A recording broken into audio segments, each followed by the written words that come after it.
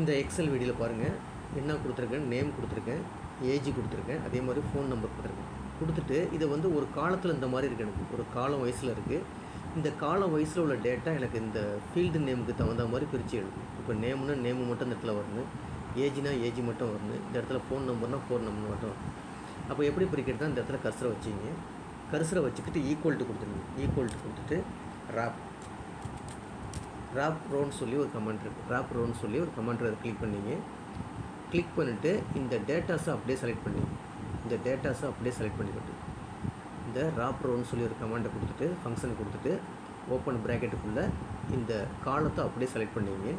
ஒரு கமா ஒன்று கொடுத்துட்டு மொத்தம் எத்தனை ஃபீல்டுன்னு பாருங்கள். 1 நேம் 1 ஏஜ் 1 ஃபோனு, மொத்தம் 3 காலம் இருக்குது. அந்த இடத்துல 3ன்னு கொடுத்துருங்க. 3ன்னு கொடுத்துட்டு இதை அப்படியே எரேஸ் பண்ணிவிடுங்க.